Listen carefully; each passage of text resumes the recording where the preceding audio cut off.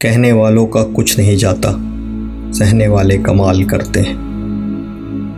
पूरी दुनिया में सिर्फ एक ही शख्स है जो आपकी ज़िंदगी को बदल सकता है और वह आप खुद हैं। जिसने सुख में शुक्र अदा किया, उसने दुख में रब को बहुत करीब पाया।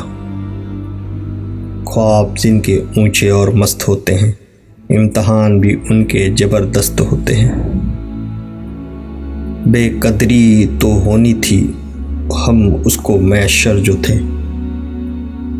फिक्र में रहोगे तो खो दोगे, बेफिक्र रहोगे तो दुनिया जलेगी। जिंदा रहना चाहो तो मौत क़यामत है, और मरना चाहो तो जिंदगी क़यामत है।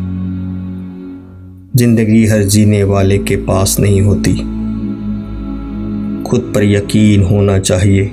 सहारे ही तो बेसहारा करते हैं।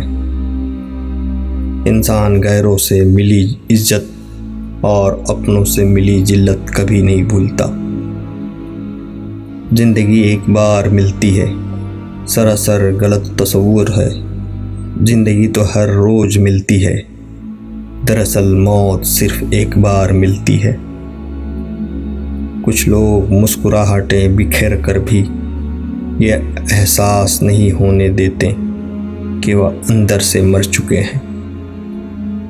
आग लगाने वालों को कहाँ खबर, रुख हवाओं ने बदला तो खाक वह भी होंगे।